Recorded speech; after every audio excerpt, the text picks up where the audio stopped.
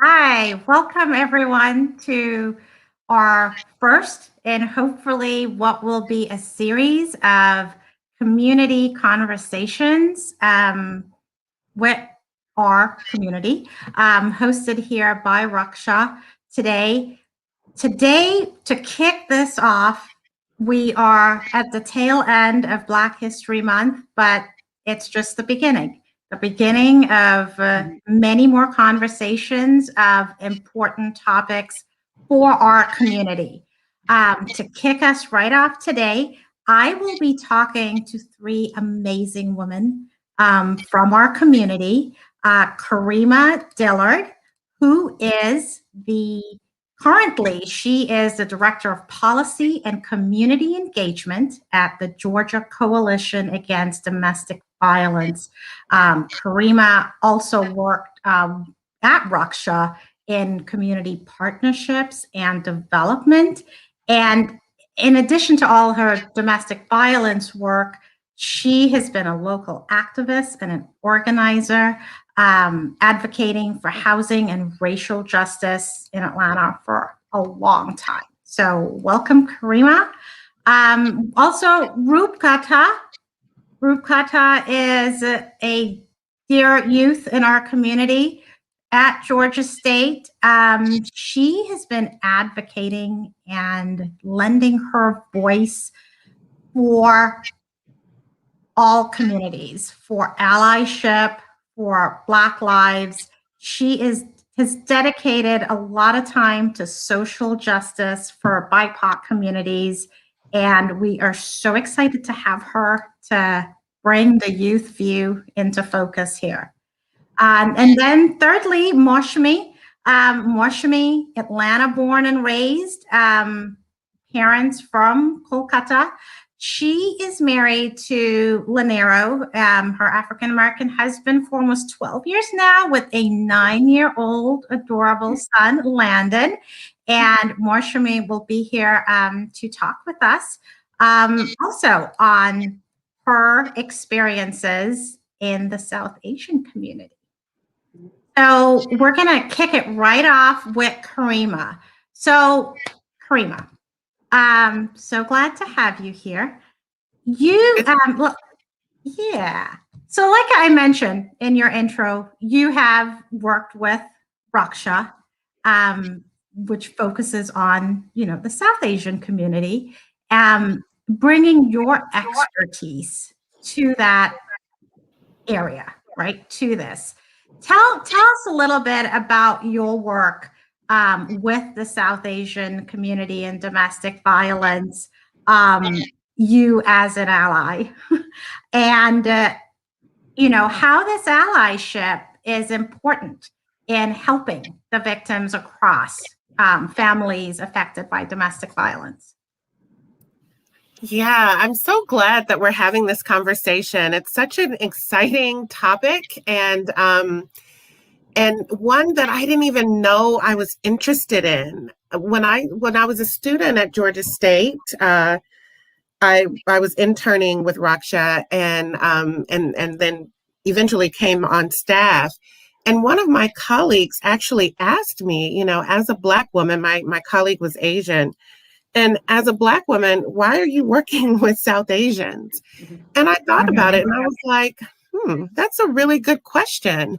And then this quote that is just very near and dear to my heart, Aboriginal activist Lila Watson said once, if you have come to help me, you're really wasting your time. But if your liberation is bound up with mine, then we can work together.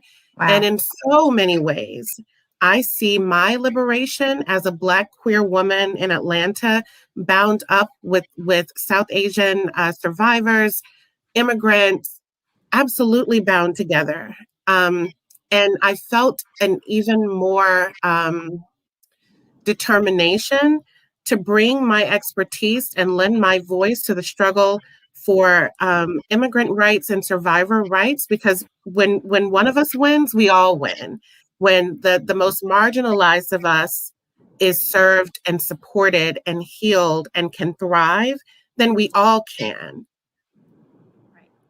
Yeah, and that's deep, and that's you know what, it's actually the essence of why we're talking, right? Because we have to understand, we have to know that we're in this together, right? We're interwoven, and how do you? I mean, and obviously we agree, we see that, but in your work, what kind of challenges do you see for, you understand this, but I'm sure you've had experiences where it's probably made your work harder because people you were working with didn't agree or were not. Do you have any of those experiences you could talk about, or maybe how to get around it, how we can continue this, the good work? Yeah, the good work and getting in good trouble, right? Right. Um, yeah, so a funny story. A colleague of mine who is Muslim and blind, she and I had been working together on a project. She worked for another organization when I was with Raksha, and now we work together. And we saw each other socially at a theater production of some sort.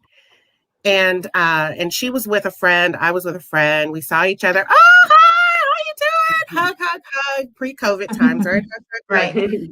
And and then we chit-chatted a bit, and then we both went to our seats. And the friend that she was with said, "Huh, how do you know her? How do you know Karima?" And she said, "Oh, she's South Asian. She works for Raksha. She's really great, et cetera, et cetera." And her friend, who was a Black woman, said, "She's Black." And my colleague was like, no, she's got a Muslim name. Like, no, she works with a South Asian community. Like, no, she's not. And her friend was like, I am pretty sure she is a Black woman. So that said, I think one of the biggest challenges that I have had, and this isn't unique to me by any means, Yeah. but it's global anti-Blackness. It is so real, it's so deep, and it's so institutionalized that it really does make progress challenging. Now, that is not to say that the people that I worked with at I didn't encounter any overtures, any anti-Blackness overtures. People were just wonderful to me. But when we start talking about housing, affordable housing, for example, in the city of Atlanta or even in the metro area, and the places that are affordable are usually in low income, high poverty areas where you've got concentrated poverty, you've got a lot of Black people, and trying to explain that this is bigger than just interpersonal dynamics or interracial dynamics. This is a global issue. We have been trained and incentivized to hate one another. Yes. That was hard. And I can't say that I ever accomplished anything bigger than, hey, let's talk about it, let's strategize, let's problem solve, so we can get you half. Yeah, that was a big barrier, and global anti-Blackness is just so real, and it's so insidious, and it just makes coming together hard. I'll say this one thing and then we can move on. I don't want to take up too much time or space. Go ahead. I recall being a student, an undergrad student up in New York, and fresh off my little Atlanta boat. I was also born and raised here in Atlanta, and I went to school in Poughkeepsie, and my professor was teaching. She was a sociology professor, really badass sociology professor. And she asked the question, knowing I was from Atlanta. She smiled at me and she said, "Karima, who started the civil rights movement?" And very proudly, I said, "Martin Luther King Jr. I mean, come on." And she smiled at me, and I felt like I was in the ocean and a shark had opened their mouth, and I noticed that I was right in their clutches, and there was nowhere for me to go. And it was this blossoming time for me as a budding organizer trying to figure out what this was all about, and Yeah. one of the things that I discovered was that there was a really, really big fear, and still is, amongst people who have power, people who manipulate power, people who wield power, that if we all come together, influencers, thinkers, strategists, organizers from all different walks of life, if we all come together around a common interest, they better watch the hell out. And that's Exactly. when we started losing people Hmm. strategically. Assassinations were happening because there was a fear that if we all come together, we're about to revolutionize this country. And that started me on this path to try to figure out how can we all come together to make real sustainable change. Yeah, that's the big question, right? And you hit on something that's really in our communities, we've been groomed to focus on the anti-Blackness that is inherent in our South Asian and Asian culture. I mean, that's not even something we're going to debate. We know it's there. We know that within our culture, just among Indians or Pakistanis or Bengalis, is lighter skin means more beautiful, right? Darker skin means, and that transfers across the oceans to the U.S. and to every other culture that we interact with.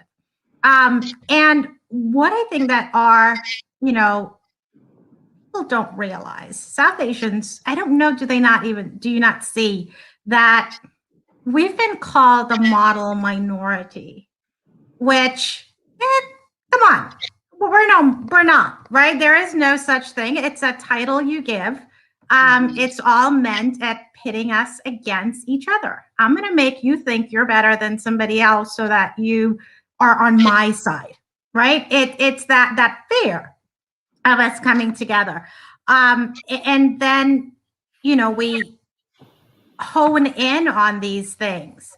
And it shows up, right, when we talk about other issues, like immigration or, talking about at school admittance and things like that, right? And that's what we fight. That's what we fight, and that's the conversations that we have day in and day out, trying to say, this is who we are, and these are the things we need to overcome. We need to get over this. And so I'm going to pitch to Rupkatha. I know as you have done some programs and a lot of work in trying to educate and bring these issues to light in your community. Talk to us a little bit about the setbacks you've faced, how you've tried to raise these issues, some of the setbacks you've faced, and what do you think are the next steps? How can we get to a point where we can talk about these things with people who don't agree with? Yeah. So firstly, thank you so much for allowing me to be a part of this conversation. But something that we're learning as youth is that, and this is universal, the first unit at which you can radicalize people is in your family structure, right?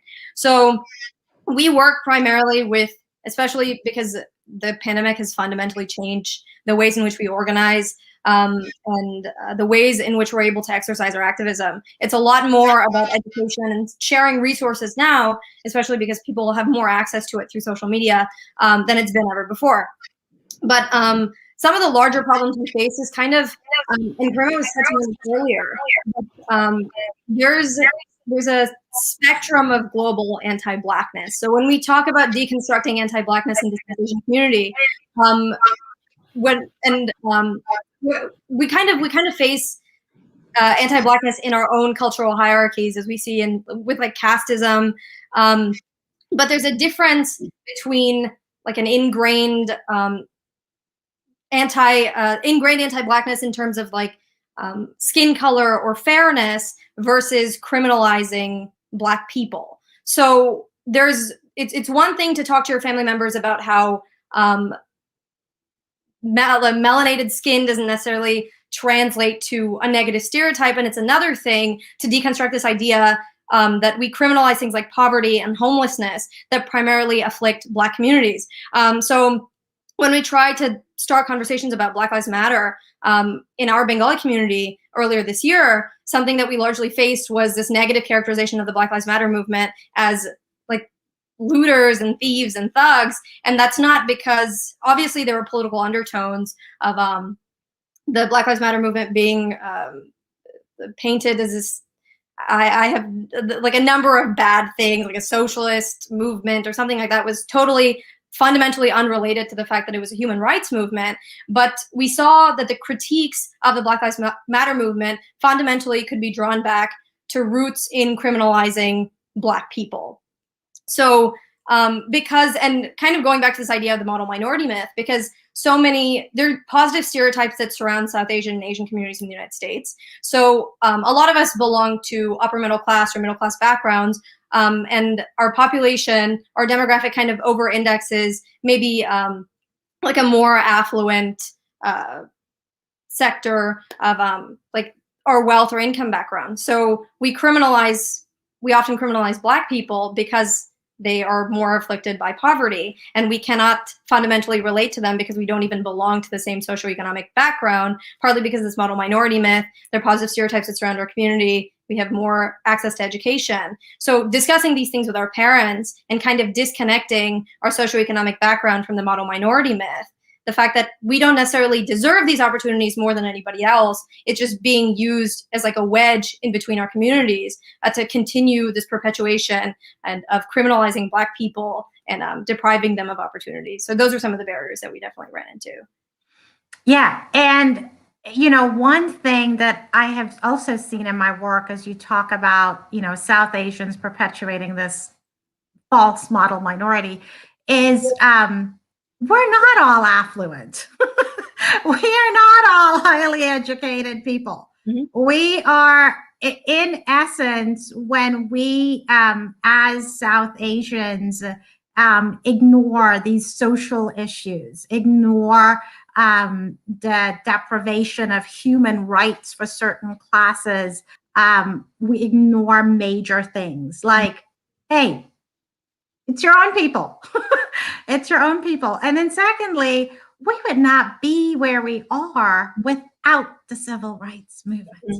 We wouldn't even be here. And that's usually where I start my conversation. You know, a lot of the other thing in immigration, right? You've seen South Asians like to talk about, oh, well, I came here the right way, or whatever. When you talk about, you know, problems that are brought up, and it's like, you had a different opportunity.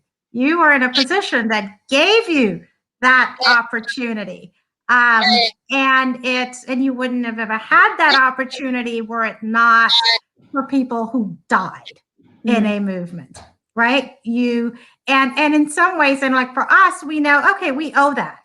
We feel that, and like Karima was saying, right? We were in this together. You know, no one wins unless we all win. It's for all of us. But, you know, Rupkata, one thing too is thinking about, we hear a lot of talk about, you know, our next generation. It's generational, right? Mm-hmm. Do you really see that? Do you really see among your peers that hope that this next generation is going to do something magical that we have not been able to do in decades in the United States? So I think we're at like a critical, like revolutionary point in history, simply because of like everything that we've seen over this past year that maybe the generations before us hadn't seen before. And like growing, like haven't wanted to see. Oh yeah, exactly. They haven't been afflicted by what we've seen in the past 2 decades. Mm-hmm. When I was very, very young at the time, but there was a spike in anti-Asian hate crimes because of 9/11. And it's again happening here because of the political rhetoric surrounding us. So we're kind of stepping into this time where the stress on intercollective generation and the fact that our struggles are tied to the struggles of the marginalized people below us, and if we're able to improve their well-being and their status, and everybody's lives and well-beings are ultimately improved, we're seeing that like that's stressed as an important point even more, because like I touched on a second ago, anti-Asian hate crimes have exponentially grown in the past year, and we're seeing that all of these things are rooted in white supremacy ultimately. So the conversation, instead of about oppression, it shouldn't be about oppression Olympics and I am being discriminated against now, why is this not being as focused as Black Lives Matter was over the summer? It's about how it can all be rooted back to the same cause, and if we have conversation about white supremacy, then we can ultimately deconstruct all of these things and achieve collective liberation. Yeah. You know, and definitely. And I am holding out my hope and working. And that's why I continue to work with you and other youth like you, because we need it. We need everyone in this fight, educating and motivating and working together. So Mashmi, you in your life experience, you know, we're talking, you know, from Karima talk from a Black woman's perspective, Rup Kata from a, you know, South Asian female perspective. Tell us a little bit about your experience. It's that next step. I see it, right? In the acceptance of different races. And then we know how our culture is when it comes to marriage. Oh, yes, definitely. Right? Well, I want to first thank you all for having me on this panel today to discuss this. I will say that as a South Asian, you know, many of my friends are African American, but growing up, it was always, you have to marry Indian. You have to marry Indian, you know, specifically Bengali and Hindu, but you better be Indian, you know? And of course, I went the complete opposite way. Whereas, you know, I was only 21. I was technically like still a baby is how I felt. But I just happened to fall in love with somebody who is African American. And yeah, I literally just happened to fall in love with him, and then had to hide it for several years from my parents. But one of the biggest things was, you know, we have our religious ceremonies called pujas. So yeah, I would like for him to come to these places, and I would buy him Indian clothes, and like, look, you have to come, because he was so interested in my culture and my background, who I was. Of course, it was never like he was anti-Indian or anything. You know, he wanted to learn everything that he could. So I would bring him around to events, and people would see him, and I could see people are whispering, people are saying things, and of course, word will get back to my parents. But I will say that, you know, in those first 7 years of us being together, my brother and my late Aunt Pew did an enormous job of, you know, just supporting and advocating for both of us to be together. They would continuously call my mom and speak to her and tell her. My mom was kind of like stuck between a rock and a hard place with my dad. But as soon as we got engaged, it was like everything just fell off, you know, and my parents, my dad, pretty much, that was it. He just like fell in love with him immediately. It was crazy. So then we had the whole battle of, okay, now we're planning a fusion Blindian wedding in India, you know. Blindian, I like that. Exactly. So that was a whole nother situation, you know, but it was amazing just going to India and bringing my American friends over there and showing them so much stuff, you know, and then like bringing my fiance there at the time. We've been married for almost 12 years now, and he's been to India several times since. And it's just, I'm hoping that I know I'm not like in a professional organization that is advocating for, you know, anti-Blackness awareness in South Asian communities. But I'm just looking at it as, I hope that little bit that I can do and have done can show other, you know, Indian people, like my parents' generation, my generation, even our kids' generation, like, hey, you can fall in love and be with somebody who is Black and be happy, you know. But unfortunately, South Asians have this whole negative stigma about Black people. And it's not just, you know, and it goes deeper than that. It does go back to the whole light skin, dark skin thing, you know. And I would give a prime example. Of course, I was a child when Mississippi Masala came out, but I watched it as a teenager, and I was like, oh my goodness, where has this movie been all my life? You know, and they hit every point in that movie. They hit it from you. Yeah, deliberately. Mm-hmm. And even with the whole, in one the wedding scene in the very beginning, when they were at the Indian wedding, and the main character, Shrita Chaudhary, she's Bengali and she's like my complexion. And somebody made a comment about her saying, "Oh, who's gonna marry her? She's a darkie," And I've been called that all my life when we would visit India, a darkie. So it was just like it goes further than just anti-Blackness. We have our own issues in our own communities with light skin and dark skin to deal with, so we've got to push past that barrier first. Yeah. I don't know how, but I'm hoping that it happens. Yeah. And I am so happy for you that you're happy, and that, because at the end of the day, that's what it's all about, right? Mm-hmm. And that your story, has a happy ending.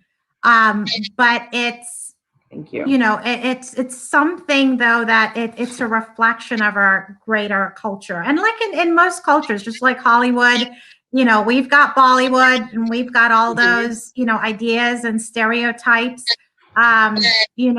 If a major actress marries a white, pop star in the US, that's woohoo, that's great. But a South Indian actress marries a British Black actor, and that's horrible, right? Exactly. So Exactly. we see those things perpetuated. It's all the what will people say, type of thing. So I want to kind of like open it up right now. If you have any other comments, I was going to kind of look to some questions.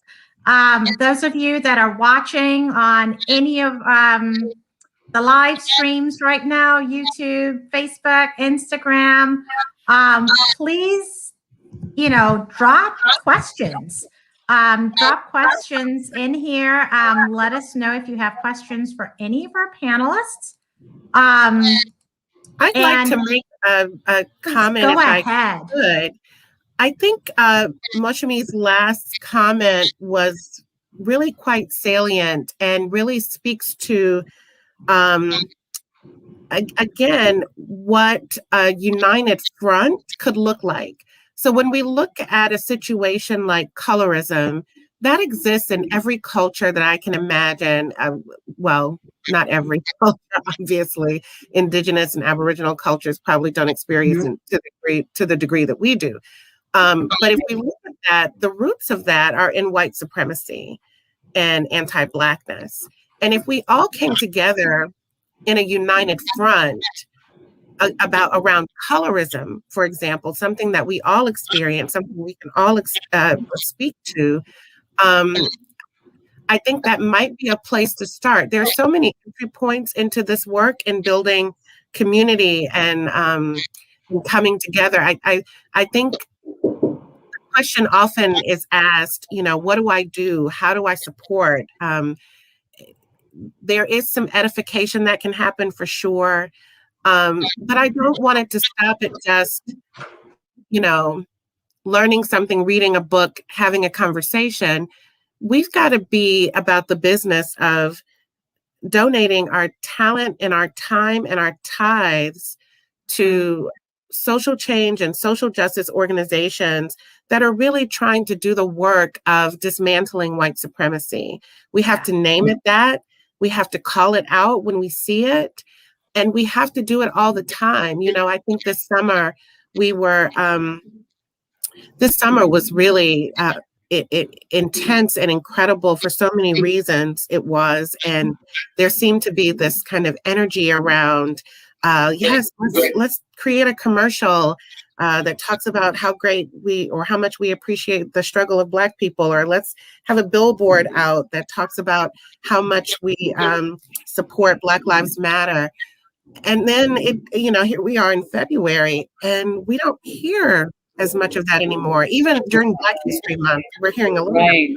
Right. We were hearing it before. So we have to keep going, not just posting something on Facebook, not just having a conversation with your family, but really showing up. When I think about we lost a comrade in the activist community in Atlanta, Brother Haroon, who was just magnificent. And when I think about intersectionality, and I think about how Brother Haroon would show up to every struggle, he could see how him showing up to this protest was going to help his people in the streets, back in Southwest Atlanta. Like, he could see that. And people in the South Asian community showed up for him. And it was this mutual aid that was incredible and important. And I wanted to name him. I wanted to bring him in the space. Thank you for doing that. Yeah. And I want to say one more thing. I think something that we also struggle with as South Asian activists is not acting as a proxy for Black voices and making sure we're continuing to hold space for Black people to speak about their struggles, so we're not talking over them, and or we're not portraying their struggles through a lens that we see it in. For us, it's a lot about, yes, being the ones in our community to start these conversations, but also ensuring that we hand the mic over to Black people, give them the platform that they need to talk about their struggles instead of us. Dilute. And that's right. You're right, Rupkatha, because that's what allyship is, right? Allyship is we don't self-identify, but we stand next to, we stand behind, never in front. We stand next to, we stand behind, and we provide support, we provide friendship, and we advocate. Those are, that's the high level. But, and maybe Karima, you can give us more info on the question that has come up is like, what would be the request for the community, for the South Asian community? I honestly think Rupkatha said it really well. Okay. Show up with your resources, use your platform to give the mic to folks who are experiencing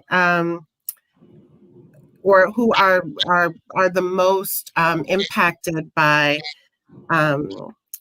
laws and practices that keep us oppressed. Use your platform, use your influence, use your resources. That's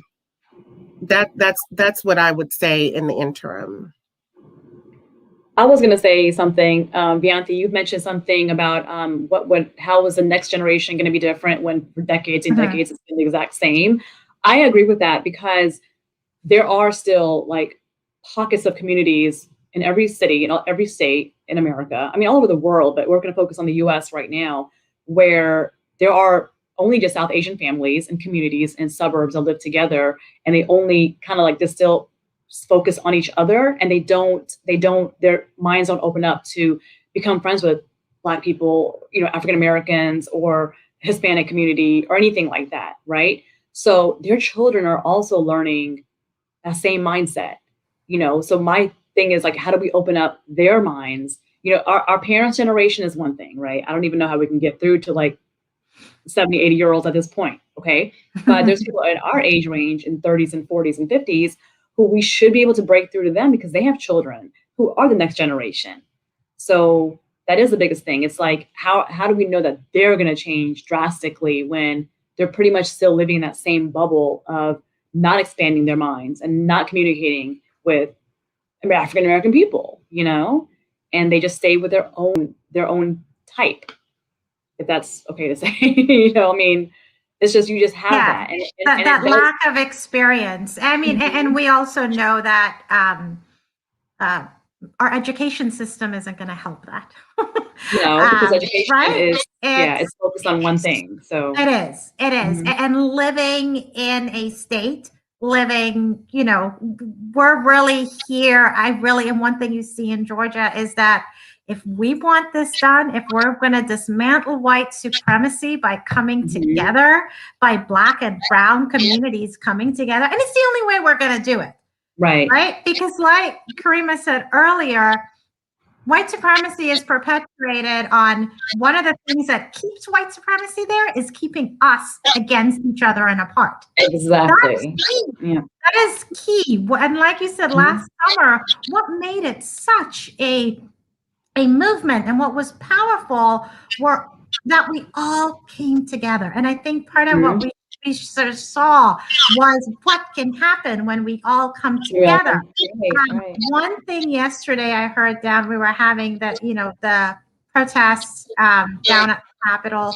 But something that came out of that too, as you think about it, is you hear, and every life lost is horrible. Every life lost is a life lost. None is worth, I don't think one that's more popular is worth more than the ones you don't hear about.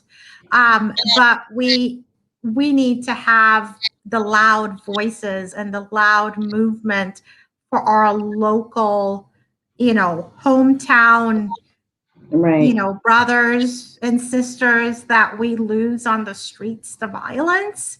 Right. We need to be just as vocal. We need to care just as much. And it's sad that it happens when somebody is murdered, is when we all come together.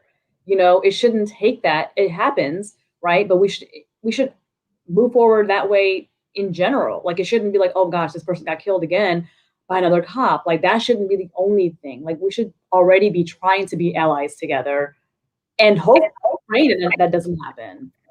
And also looking at violence even more broadly, like the violence that is poverty, the violence that is housing that you can't afford, the violence that is Black people experiencing COVID at disparate rates than other groups. Like, all of that is violent, and speaking out and being incensed about that as well, because we're out here dying, not just from cops, but from diabetes and poverty. And it, of course, it's not to say that all Black people are anything. We are clearly not a monolith. And I want to make that really clear. All Black people are not poor. All Black people are not sick. All Black people are not being killed by AIDS. I just need to say that emphatically. But being as incensed about all of these disparities as well, because this is also harming our communities, and this is also making it difficult for us to come together, because nobody is really as incensed about that as we are about seeing a Black man murdered in the street. It all matters. We had a question. We had a question from Monica. Before we move to the question, if you wouldn't mind, if I chimed in super quickly. Yeah. Okay. Go ahead. I think one of the barriers that we see in the South Asian community, we're talking about dimension across multiple oppression across multiple dimensions, like economic insecurity, food insecurity, housing insecurity. I think something, and I can speak to my parents and maybe the generation immediately before me that I've been trying to communicate with, but they think that because they came to the United States and they were able to build a life for themselves, these are things that are deterministic and people can take control of them. You can choose to escape the cycle of poverty if you put more work into it. So kind of challenging these norms that maybe the generation, for me, it's been about challenging these norms that the generation before me holds, that it is your choice to escape out of poverty, or we have more of a deterministic sense in the economic choices we make and where we're able to live, and helping them understand that these like dimensions of oppression are interconnected, and systemic racism doesn't necessarily just mean Black people being killed on the street. It also means they're deprived of getting good mortgages, and they're affected by diseases like chronic diseases at greater rates in other communities as well. So yeah, it's about challenging those norms that kind of avoid talking about how cyclical systemic oppression is. Yeah. And I am definitely not someone who tries to gloss over things and make it seem like everything's just going to be okay. But a good question coming in from Monica, because we still have to have hope, is what, if anything, gives you hope? And I'm going to go around starting with Mashmi. Go around talking about. I will say definitely the youth activists that we have now. That's in our community. I hope that every state, every major city in every state has these youth activists. If they can just get through to like 2 people, that's it. each person get through like 2 people, just to open your mind and break those barriers, I think we'll be on the right track at that point. And, you know, with the world coming together and being so, I guess mixed, you know, there are so many races and religions and cultures mixing now. I really hope that does mean something for the future, that, hey, we're all just a big melting pot, you know, not just the US, but the entire world is just a melting pot. And, you know, I'm going to go back to one quick example. When I was getting ready to get married, a family member actually came and asked me, why can't I just find that exact same person, but white? And that like hurt me to the core, because that was crazy. It was just that whole like white supremacy, you know, like we have to idolize them. So we've got to get past that somehow. And like in my part, all I can really do is, of course, I've already worked on my family, my parents and everything, and just raise our son to be completely open-minded and never, you know, you're the best of both worlds. So we always tell him, you are the absolute best of both worlds. So never look down on anybody, you know, and just keep your mind open. Rupkata, and then I will let Karima have the last word. Something maybe from like a more of like an activist or organizer perspective, I'm going to plug a mutual aid network that I've seen expand in Atlanta that I absolutely love. It's called Free 99 Fridge. And the first time I saw one of their fridges next to the Warnock office, actually, during one-offs, and there was I can't remember her name. I wish I could plug her explicitly, but there was a woman over the summer who decided that there weren't enough free food fridges for underserved communities in Atlanta. So she brought together a collective network of people to donate fridges and food, and now they have partnerships with restaurants, and it's expanded so much. And I think they've been around for 6 or 7 months at this point. And it's so inspiring that mutual aid networks are gaining the traction that they are. So we're learning, especially COVID and the pandemic has given us this perspective that people really do care about each other, and they're willing to come together and support their communities when it really comes down to it. So the expansion of mutual aid gives me so much hope, because it means that we're realizing that even though it's convenient to ignore oppression for a lot of us, we don't want to do that anymore. We want to support our communities when they need it the most. So that gives me a lot of hope. Yeah, and I was just going to plug, since you mentioned it, because I love that whole initiative. Her name is Letitia Springer. So just wanted to go ahead and give her the plug. And it was one of the things we highlighted on our Daisy Blue Sips of Chai this week too. So great organization. Yeah. All right, Karima, what gives you hope? You know, what's really sad is somebody asked me this question last week and I couldn't give an answer. And I feel like I'm performing an answer in the interest of not wanting people to feel bad. But I wasn't one of those who dropped a blue peach on my Facebook page after the election. I didn't even go so far as to say Georgia is purple. Okay. So that said, I am a little inspired by the political engagement that I'm seeing. And by that, I don't mean voting. I mean, people really getting out and talking about the issues and putting, public pressure campaigns and taking to the streets and demanding change. There were a lot of pieces of legislation that came out of what happened over the summer, the Black Summer, and there were also some practices that changed that had nothing to do with the ballot box. It was all about public pressure. It was all about the community rising up to demand change, and that was absolutely inspiring to me. And as I look at what's going on under our Gold Dome here in Georgia right now, I am hopeful that same energy carries us through to the finish line as the legislature is challenging a lot of these rights that we kind of held. Some of us, I think, took for granted, maybe. I'm I'm hopeful that that same energy carries us through, because we still have a lot of work to do. Yeah, we definitely do. And I mentioning what's going on under the Gold Dome right now. I was down there yesterday, and someone asked me to speak on behalf of an organization, a South Asian organization that I'm part of.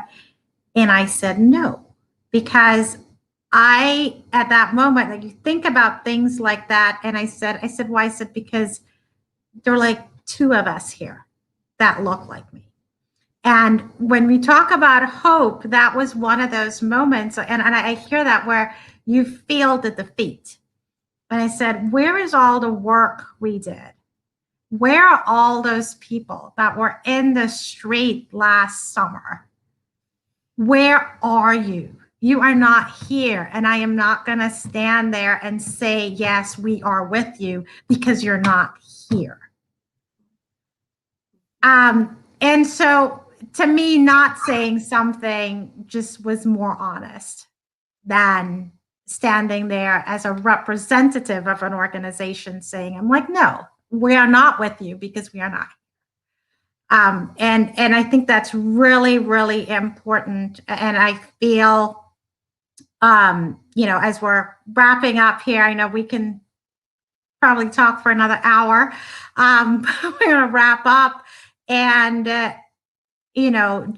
I just want to say thank you to everyone who's been watching on our live channel.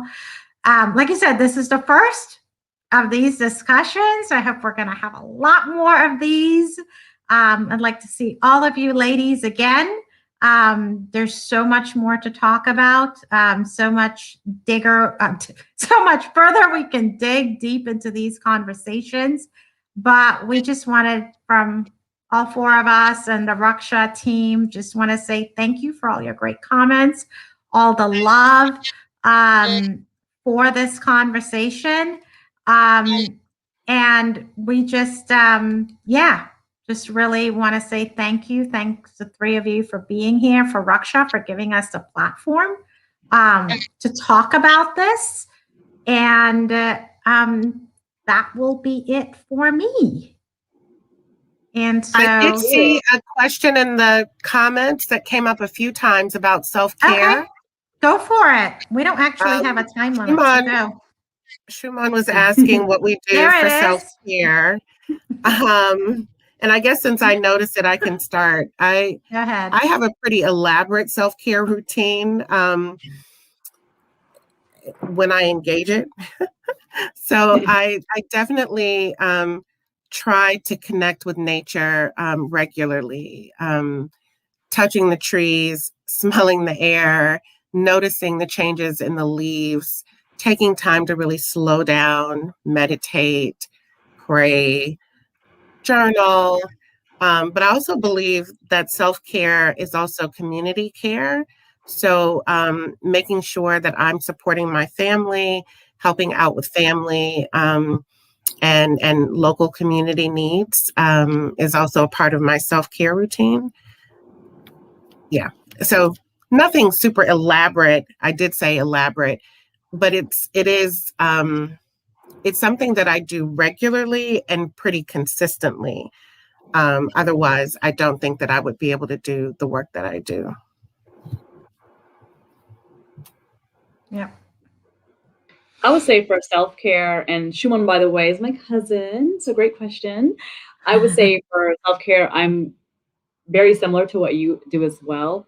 And we try to do our best to help the homeless in Atlanta. We live right inside the city. So, we'll go under the bridges and help them. Even if we can just get cases of bottled water, feminine products for the women, whatever we can do. To me, that is also the same as self-care, because it's not just like, oh, I did something great today, but no, you genuinely feel like you are making a change. You're doing something to help them because they're living in tents. It's called Tent City. I'm sure a lot of people in Atlanta know that name, but you drive by them and they don't want anything. They don't even ask for anything. They're not standing there asking. They have no signs held up or anything. They're just going about their business. And when we do show up and bring things to them, they are genuinely so surprised and so happy that, you literally walk away crying, because it's just like, a case of water is nothing to us, but everything in the world, to them. So that truly is self-care. I completely agree with that. Yeah, I wish I had a better answer for this question because it's kind of hard as a student to establish like a self-care routine. I haven't done a very good job of that. But kind of going back to this idea that self-care is very much about community care, making sure I'm grounding myself in whatever work I'm doing and making sure that I'm staying true to my principles and supporting my community. And also, so I am a musician. I've been playing an instrument for a very, very long time. So self-care for me means connecting back to my music, my spirituality, making sure that I'm grounding all the work that I do in the moral and spiritual principles that I hold, and ensuring that whatever direction I'm taking is towards progress and community. Yeah, and I'll chime in too. This is my self-care. I am so rejuvenated by conversation and connecting with engaging, wonderful people like you. I mean, and I think that's the thing that I've missed most in this weird times we've been living in. But hopefully there's an end and we get to see each other. But I am really just one of those people that gets my rejuvenation and my energy from other good people. And so Tanisha will be looking for some of those baked goods that she makes. We know where to find those. And yeah, so Ritu, this is on YouTube. It's on the channels, and so you can share it. Please share it. And we'll be having more of these conversations. If you would like to be a part of one of these conversations, reach out. And we look forward to having more of these conversations and making some change in our communities because we're all in this together. Yeah, Thank you, everyone. Have a good Thank evening. you. Thank Bye. you.